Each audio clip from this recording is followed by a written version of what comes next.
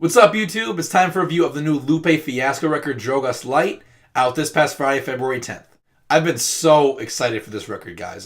Lupe Fiasco was such a pivotal artist for me early on and sort of shaping my hip-hop fandom and discovering personally just what I valued and what I prioritized most in the genre. Even though to this day I still love a lot of the turn-up shit and a lot of the less MC-oriented hip-hop, Lupe's just layered conceptuality and colorful storytelling and knack for clever rhyme structure and unapologetic honesty, even when it got a little preachy. These are qualities that I find myself to this day seeking out most often in MCs. Those first two records especially, Food and Liquor and The Cool, I just beat to death in middle school. And they're still, to this day, so important to me. And revisiting them in anticipation for this record has been such a joy. I just love those records. So for a quick refresher on Lupe's discography, we'll do albums only, not mixtapes. You have those first two classics, The Cool and Food and Liquor.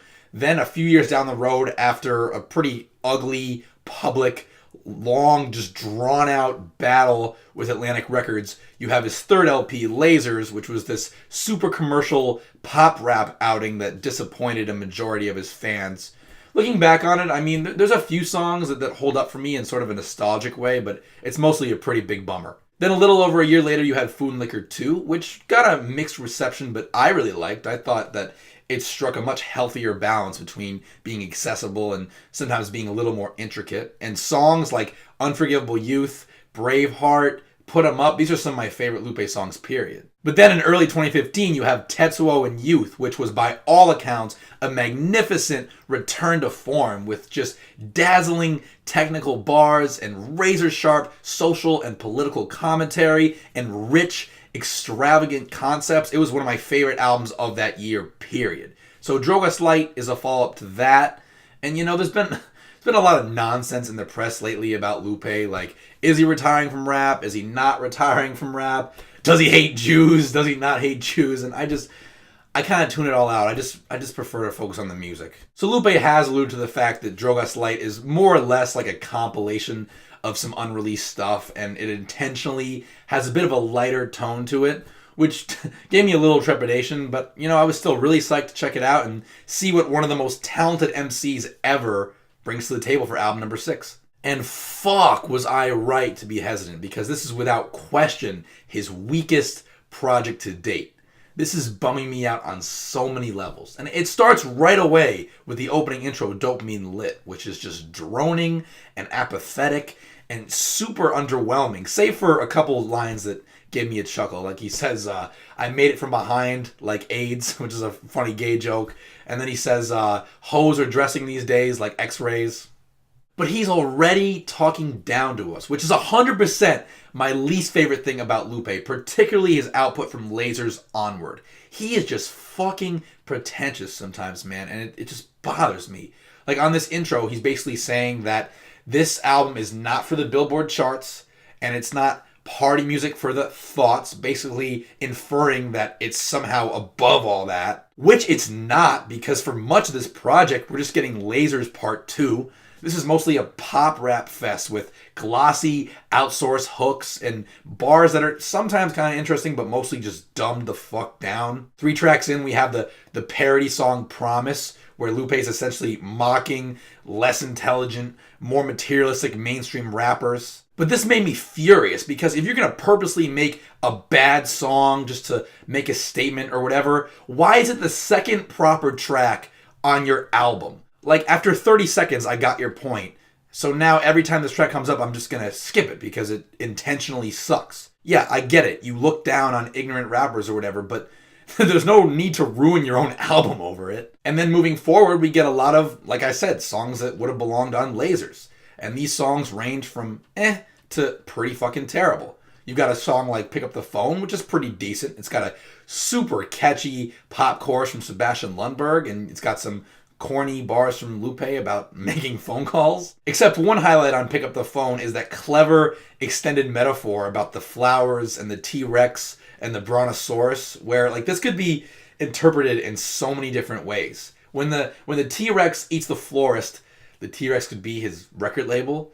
It could be his inner demons. Like, we could go on all day about this, and I'll definitely be thinking about those 4 bars for quite some time, but other than that, I could take or leave this song. Then there's Wild Child, which, shout out to Luke James, who's one of my favorite hip-hop commentators on YouTube. He tweeted out, like, a while back that this song sounds like Lupe made it for soccer moms to cruise around to, which I think is completely accurate. It's sort of like a guilty pleasure for me, at least in the hook, which is really fun and bubbly or whatever. But then the verses just annoy the fuck out of me because I keep thinking about how interchangeable Lupe is here, sandwiched in this between this chorus. And Lupe should be anything but interchangeable. And then there's It's Not Design, which I was just like, what the fuck is this? Especially because, like, Lupe has paired his bars in the past with electronic music, like on his Friend of the People mixtape, where he was rhyming over, like, Nero and Bass Nectar and shit, and that was kind of cool. But this was absolute garbage. Like, auto-tune and the whole 9 yards. It's just, ugh.